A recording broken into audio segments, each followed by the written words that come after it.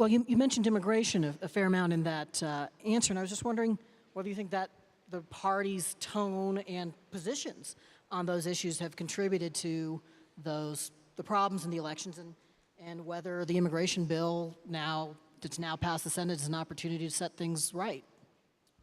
Well, politics, not unlike so many other things, just comes down to caring about people, right? And it is that old adage that says that, people don't care really how much you know unless they know you care.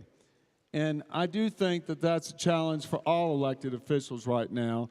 While Washington seems to be distracted with internal feuds, matters that may not be relevant to most people in this country, we've got to really take time to focus on that, which may provide a little bit of hope for a lot of folks.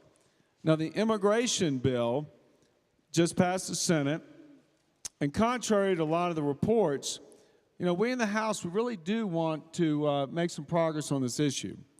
We are taking a much different approach than the Senate, and the way we're going about it is our Judiciary Committee and its chairman, Bob Goodlatte, are addressing individual issues one at a time.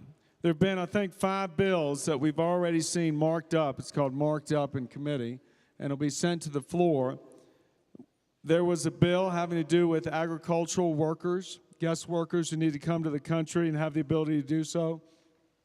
A bill very relevant to some of the discussions here at Aspen about how do we encourage more skilled workers to be here? How do we finally get that staple the green card to the diploma into law so we don't see highly skilled foreign nationals with PhDs and master's degrees from our universities fleeing this country, taking their venture capital with them? How do we stop that? And many other bills on employer enforcement, border enforcement, interior enforcement. And then we'll get to the very difficult issues that we've got to resolve. One of those I feel very passionately about, and that's the kids. I hope strongly that the kids who were brought here as minors because their parents brought them for no other reason, and they find themselves here in a country that says they don't belong. Certainly we ought to have the compassion to say, these kids shouldn't be kids without a country, and we ought to allow them the life that they deserve.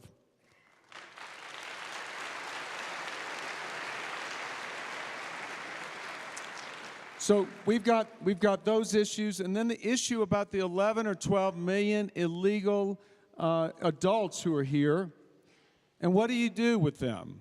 Well, I can tell you, I don't think many people would ever say, although some have, that you're going to deport 11 or 12 million people, or that they're going to self-deport. That's just not happening. So what do we do? Well, we got to figure out some way to arrive at a status for these individuals that they don't have to worry if they're driving around and get pulled over at a traffic stop and get worried that somehow they're going to get deported. That has to be addressed. But when we're talking about citizenship, I think citizenship, there's a bar that's a little higher. And the question is, how do you get over that bar?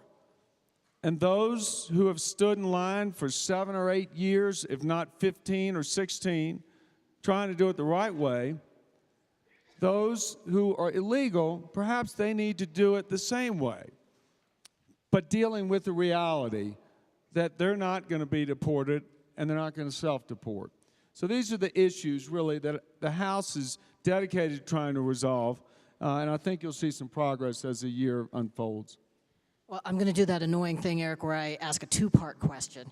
The first part being, is the House Republican leadership going to insist that these immigration bills have to have a majority of the Republicans behind them? And do you think, this is the second